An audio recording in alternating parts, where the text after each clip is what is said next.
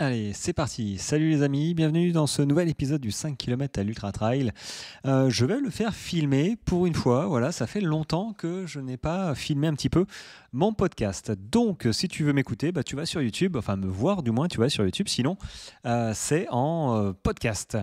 Donc, de quoi j'ai envie de te parler? Écoute, ce week-end, j'ai lancé un petit peu une offre Flash Éclair qui est déjà finie. C'est auditer un petit peu tes entraînements et t'expliquer un petit peu ce que je peux t'apporter par rapport à ton objectif. Voilà, tu prépares un 50 km peut-être. Tiens, je vais te parler. Donc, j'ai fourni des informations par rapport à chacun sur les styles d'entraînement à faire, les styles de séances à faire, je vais y arriver, voilà. Les choses à mettre en place. Donc là, l'offre est finie parce que j'ai eu beaucoup de monde. Mon week-end a été relativement chargé. Mais du coup, j'en ai sorti, écoute, quelques infos qui peuvent te servir. Notamment, j'ai relevé quand même 4-5 erreurs récurrentes sur la vingtaine d'audits que j'ai eu ce week-end. J'en ai pas pris plus, t'imagines. Mon samedi-dimanche a été un petit peu chargé, mais du coup, sur la vingtaine d'audits que j'ai eu, j'ai relevé 4-5 erreurs. Alors, ce sont des erreurs d'entraînement que je retrouve depuis en fait longtemps. Tu vois, cet audit a mis vraiment le focus là-dessus, mais je les connaissais quand même. Mais je vais quand même te les dire parce que peut-être que effectivement, toi, ça pourrait te servir. Alors, l'erreur numéro 1, c'est de vouloir courir en fait toutes les sorties, certains, au même rythme. C'est-à-dire cool. Et je préfère ça en fait à celui qui court d'une façon trop intensive en version footing plus. Parce que tu vas pas risquer de te blesser. Mais néanmoins, le fait de toujours être au même rythme, c'est-à-dire, allez, un rythme cool. Tu vas progresser, mais tu vas aussi à un moment stabiliser. Tu vas stagner en fait. Tu vas pas régresser, mais tu vas stagner à un certain niveau. Donc à un moment, tu peux avoir de la frustration de te dire pourquoi je progresse plus. En fait, tu progresses plus parce que tu n'apportes plus de stimulus à ton entraînement. Tu ne te fais pas mal. Donc pourquoi en fait le corps s'adapterait à un palier supérieur? Parce qu'il est déjà adapté à ce que tu lui demandes. Donc il faut lui proposer des entraînements variés. Mais à l'inverse, c'est vrai que 80% des coureurs, clairement, quasiment je pense, ont un rythme un petit peu too much, c'est-à-dire un rythme moyen haut. Tu vois, le footing plus. On n'est pas dans la bonne zone d'entraînement pour être en version cool. Parce que le problème, c'est que tu n'améliores pas ton endurance fondamentale, ni ta capacité anaérobie. En fait, tu es entre deux eaux, tu stagnes en fait, et tu te fatigues. Donc, largement, je préfère celui qui court tranquille à celui qui court un petit peu too much.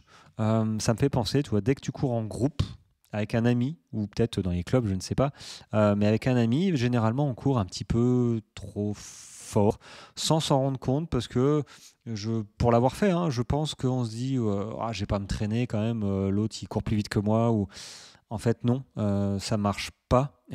Courir à deux, moi ça n'a pas marché, parce que je courais en fait un petit peu trop vite tout le temps. Donc il faut travailler la polarisation à mon sens. C'est comme ça que d'ailleurs je coach et que je m'entraîne.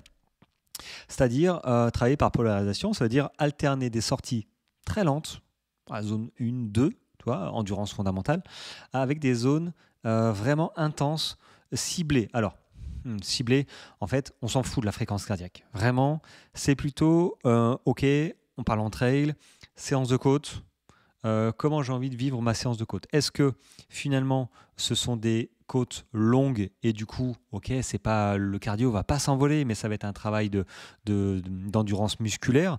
Le fait de tenir peut-être 4 répétitions de 5 minutes sur un faux plat montant, ça va pas te faire monter le cardio énormément, mais par contre, ça va t'user physiquement. Ça va te demander vraiment des efforts. Donc ça, c'est des séances intenses aussi. Maintenant, tu as la séance intense qui te fait monter le cardio en même temps que chauffer les cuisses. Tu te fais un 30 secondes à fond en montée, tu répètes ça 10 fois. Je pense que oui, ta fréquence cardiaque max, tu vas l'atteindre très certainement. Donc voilà, il faut, à mon sens, alterner entre séance cool à 60-70% et séance intensive ciblée. Même si, effectivement, on peut ajouter que des séances, j'allais dire mi-figue, mi-raisin, c'est-à-dire un peu du fartlek, voilà, en footing plus, c'est bien aussi. C'est bien aussi. On a besoin d'aller chercher toutes les allures possibles, mais il faut quand même en privilégier par pilier, en fait, hein, par période, tout simplement. Privilégier plus l'endurance fondamentale, puis plus l'intensité. Tu ne peux pas courir tout le temps en version footing plus. C'est pas possible. L'erreur numéro 2 que j'ai vue, c'est de faire des blocs d'entraînement. Alors, si on peut appeler ça bloc d'entraînement, parce qu'ils n'ont pas bien réfléchi, mais sans progressivité ni logique. En fait, ce que j'ai vu parfois, souvent même, ce sont des semaines. Semaine 1, voilà, 3-4 séances cool. La semaine 2, ça me gratte, je vais faire un 40 km en sortie longue, 3h30, 4h, avec un peu de D+. Du coup, la troisième semaine, bim, on est mort. Donc, on a besoin de récupérer. Donc, c'est un petit peu à la va comme je te pousse et surtout au ressenti sans avoir réfléchi à cette logique de progressivité dans la façon de s'entraîner. Est-ce qu'ils ont réfléchi à des blocs d'entraînement? Non, je ne pense pas qu'ils aient réfléchi à mettre en place des blocs d'entraînement. Ils courent un petit peu ou beaucoup au ressenti, c'est pas un problème, sauf que le ressenti, à un moment, oui, il y a un moment où ça gratte, on se dit, wow, il fait beau, j'ai les jambes, bim, on envoie. Le problème, c'est qu'un bon entraînement, c'est un entraînement qui se poursuit de semaine en semaine. Donc là, la progressivité, elle fait du yo-yo et elle prend une claque.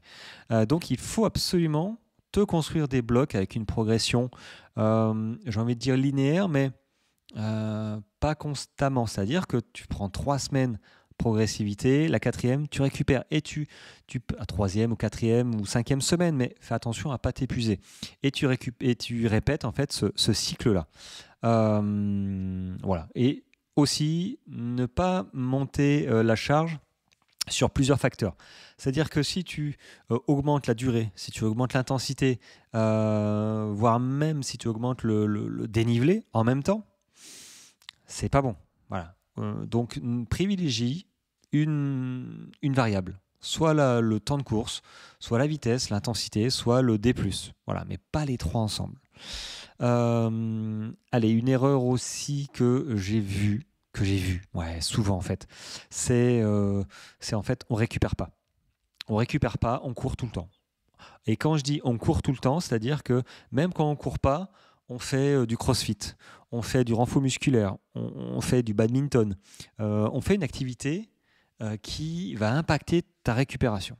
Et même quand tu te dis, allez, la quatrième semaine, par exemple, ou cette semaine, je récupère parce que je me sens fatigué, voilà, je voudrais pas me blesser, mais du coup, tu cours moins, du coup, tu es un peu frustré, et du coup, oui, ta petite séance de muscu, je peux m'en caler une deuxième, tu vois. Mais en fait, non, parce que ça rentre dans ton volume, dans ta charge d'entraînement. Et il faut accepter la semaine où tu dois récupérer, de réellement récupérer si tu veux réellement progresser par la suite. Vraiment, hein, le jour J, enfin, sincèrement, sur la course, c'est pas forcément les jambes qui lâchent en premier, hein, c'est le système nerveux et globalement ton métabolisme. Et ce qui va t'amener à potentiellement une blessure. Donc, il faut absolument se calmer et optimiser les semaines de récupération. Voilà. Après, dans les petits, les petits trucs à dire, peut-être vous négligez, enfin vous entre guillemets, hein, certains que j'ai vus quand j'ai discuté un petit peu avec eux, les descentes. Les descentes sont pas vraiment travaillées dans les sorties longues, dans les séances de côte. On travaille les montées, mais les descentes généralement sont faites toujours en récupération. Et c'est bien, mais c'est pas forcément opportun de faire ça tout le temps.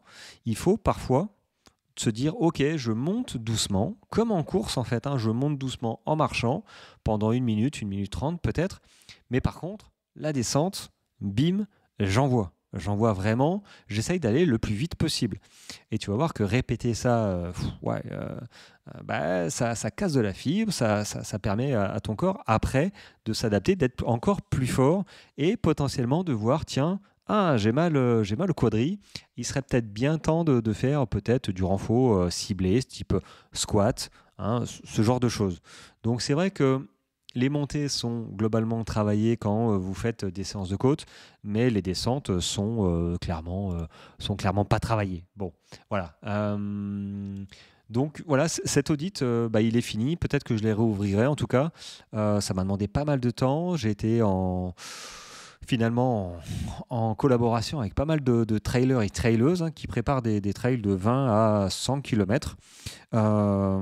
C'est pas les mêmes spécificités, mais je m'aperçois que globalement, c'est à peu près les mêmes erreurs. Donc, j'espère que ce petit épisode, cette petite capsule, va peut-être t'éclairer un petit peu sur toi, tes entraînements, et sache que si tu ne veux pas avoir cette charge mentale de savoir, tiens, quelle séance je dois faire, quel volume je fais, est-ce que là je ne m'amène pas à la blessure, est-ce que je serai prêt ou prête sur ma course le jour J, début 2026 ou fin 2025, je ne sais pas, si tu pars à Saint-Élion, ça fait un petit peu tard, octobre, novembre, ouais, il faut commencer à se dépêcher. J'ai deux coachés qui préparent la Saint-Élion, ça se prépare quand même un petit peu avant, mais si tu as des courses début janvier, voilà, moi je peux t'aider, donc dépêche-toi si tu as besoin d'un coup de main véritablement. Je te mets le lien de mon coaching, hein. C'est une page de présentation qui va t'expliquer un petit peu j'allais dire les rouages, mais les éléments, tout ce que je peux te fournir. En tout cas, ce sera avec plaisir de t'accompagner, mais enfin, ne tarde pas parce que j'ai quelques personnes qui ont déjà réservé. Bref, allez, sur ce les amis, je vous souhaite une très belle journée. Sachez que moi je récupère, je ne sais pas si je récupère correctement de ma Swiss Peak. Voilà, j'ai ma cheville qui me fait encore un petit peu beaucoup mal, c'est tendu. Donc on va voir un petit peu comment ça se passe dans les jours suivants. Mais bon, il n'y a pas de raison que ça se passe pas bien. Et puis moi, écoute, moi je te dis dans 2 jours, peut-être demain, si j'ai un sujet particulier à te dire, hein, tu peux me contacter si tu veux que je parle d'un sujet en particulier. Sinon, ce sera dans 2 jours. Voilà, je pense que 3 épisodes par semaine, c'est pas mal. Ça te laisse le temps de m'écouter, de mettre en application, de poser des questions. Et puis voilà. Allez, sur ce les amis, moi je vous souhaite une très belle journée. On se dit au prochain épisode. Et n'oublie pas de liker sur YouTube et aussi sur les plateformes de podcast si tu apprécies ce format, ouais, et le contenu que je propose. Voilà. Allez, ciao, ciao. À plus.